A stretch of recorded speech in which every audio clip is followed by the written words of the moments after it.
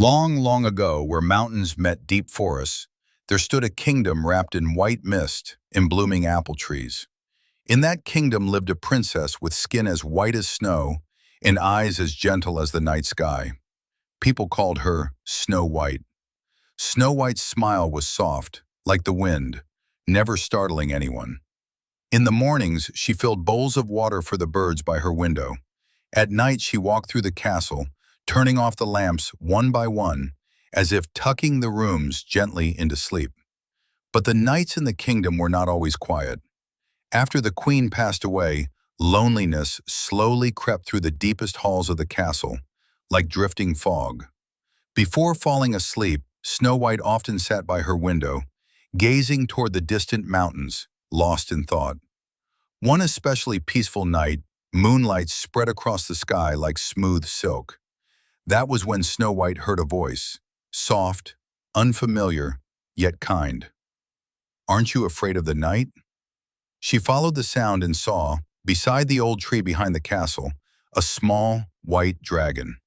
His scales were clean and pale like fresh snow, his eyes glimmered with silver light, and his wings were folded tightly, as if he were trying not to take up too much space. "You can speak?" Snow White asked quietly. "Only at night," the little white dragon replied, his voice like a breeze over still water. "At night, it's easier not to be chased away." Snow White did not step back. Instead, she knelt down, keeping a gentle distance between them. "Why are you here?" she asked. The little white dragon was silent for a moment before answering. "I used to live on the other side of the mountains, but I'm still too young to fully control my power. My kind told me that I must learn how to protect rather than run away if I wish to grow." Snow White nodded, as though she understood. "Then you may stay tonight," she said softly. "The night is long. Walking alone can be cold." From that night on, the little white dragon came every evening. He never flew too close, choosing instead to curl up beneath the tree behind the castle. Snow White always left a small lamp glowing for him. Sometimes she brought warm milk. Sometimes she simply sat by the window and read stories aloud. The little white dragon loved hearing about her days, about the deer that wandered into the garden, or the baker who accidentally baked one loaf too many. Slowly, the nights became less lonely. Once, Snow White asked him, "Aren't you afraid of being discovered?" The little white dragon shook his head. "As long as I stay where you feel safe," he said, "the darkness cannot find me." When winter arrived, snow blanketed the forest. Under the moonlight, the dragon's scales nearly blended into the white world. Snow White knitted him a small blue scarf. It did not truly keep a dragon warm, but he wore it every night. "This," the little white dragon said, "is what it feels like to be remembered."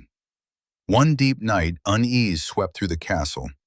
Dark clouds pressed low against the sky, and the wind grew restless.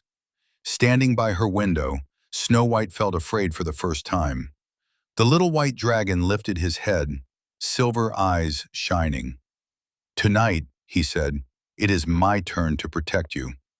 He spread his wings and rose into the sky, not to fight, but to circle above the castle, calming the wind until it softened once more. The clouds parted. The night grew still again. "Thank you," Snow White whispered.